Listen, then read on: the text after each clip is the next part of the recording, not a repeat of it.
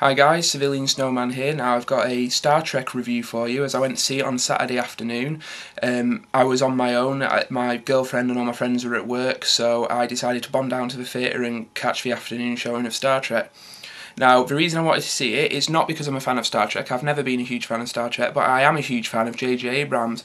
Obviously, this is the dude that did MI3, the best Mission Impossible film, and he produced Cloverfield, what I think is a great monster movie. I'm a huge fan of Lost as well, which he had input in the first season, obviously, which is one of the best seasons. So yeah, I was really excited to see this film, and let me just say right off the bat that it did not disappoint. I think Star Trek is a brilliant night at the movies. It's got everything you want. It's got the action, the humour, the drama, the character, all rolled into one 2-hour film, and it is absolutely brilliant. I was really surprised with what JJ Abrams managed to do with Mission Impossible 3, and he's done the same with Star Trek. He's taken a franchise that was beginning to Mission Impossible was beginning to wilt, but Star Trek was pretty much dead, and he's taken the franchise and he's breathed new life into it, which it very much needed. Now, it's a reboot of the original films and the original series, so it goes back and it's got all those characters in, Captain Kirk, Mr. Spock, Scotty, all those, and it completely starts afresh in the Star Trek universe, and it shows how Captain Kirk became captain and all the rest of it. So yeah, for any even for die-hard fans of the series and the film series, there's something for everyone here. It's the first Star Trek film that fully caters to any form of moviegoer, be it a die-hard Star Trek fan or just your average Joe moviegoer. Right, well, we'll start with the beginning. I think the opening of this film, the pre-credit sequence, which I'll warn you, this review will contain spoilers. I mean, I'll try not to reveal anything too big, but if you don't want to know anything about the film, then switch off now. But not before you subscribe to me. So yeah, the pre-credit sequence in which shows how Captain Kirk came to be, his birth basically, shows his father take control of the USS Kelvin, which is being attacked by the Romulan ship. And he basically sacrifices himself while his pregnant wife gives birth on one of the lifeboats. Now, this scene even is full of action, full of drama and emotion. I think it's actually, I found it really quite affecting, and so it seriously sets the tone for the rest of the film that this is a new kind of Star Trek. This is a Star Trek that's just going to kick some serious ass. So I was dead impressed with the opening. In my opinion, there are three main elements that make this film great, and those are JJ Abrams, Chris Pine, who plays Captain Kirk, and Zachary Quinto, who most people know from Heroes, who played Siler. Those are the three people that make this film absolutely brilliant.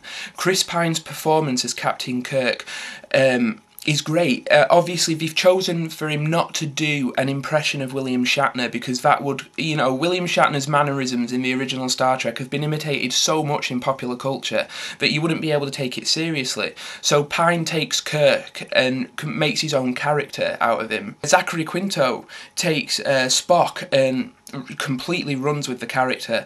He balances the values between Vulcan and human, because he is half and half, perfectly. His inner conflict at being half human, half Vulcan, and how to process his emotions. I think he does it really well. He is an absolutely brilliant actor, and to be honest, I think both him and Chris Pine are the next big things in Hollywood. And obviously, as I mentioned, JJ Abrams, his direction in general is absolutely just brilliant. He basically does the same with what he did with MI3. The pace never lets up.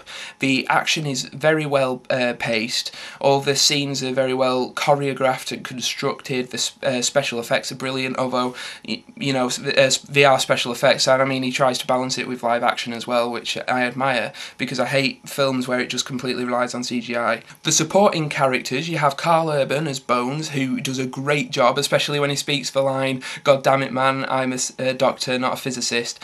He's absolutely spot on as Bones. The girl who plays Uhura, I can't remember her name, but she's great as well. And Anton Yelkin as Chekhov, who is essentially the Jar Jar Binks of the cast. He does really well with a role, pretty much a thankless role.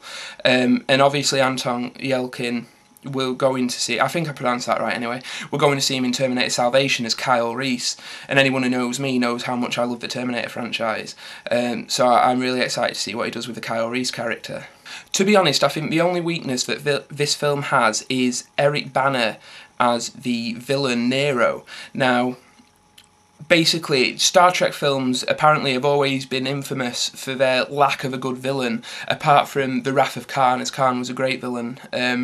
But the others have always kind of been weak and just there to basically move the story along and nothing more. So Eric Bana, although he does a great job in his performance, not enough time is spent with him. You don't really feel, he tells you his motivation, but you don't feel it as you really should.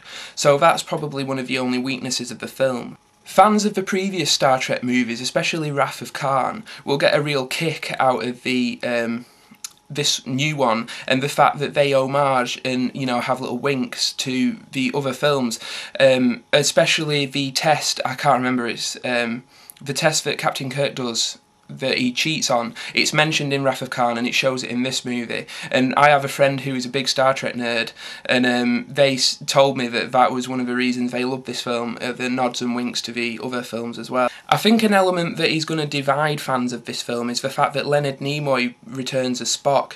Now, the plot that goes with this is that he's from the future, and that is why he's Leonard Nimoy. Now, this could come across as being really gimmicky and as an excuse to just have an original cast member back in the new film, but I actually think it works quite well. I mean, I probably, if I was a screenwriter, wouldn't have done that.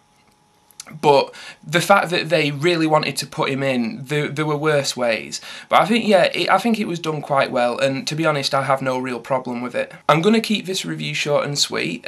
So essentially, the film it's a great movie-going experience. JJ Abrams delivers again, and for any fans of JJ Abrams, there's a scene in which Captain Kirk orders a slusho from a bar. And like I said, any fans of JJ Abrams will know the significance of the slusho drink.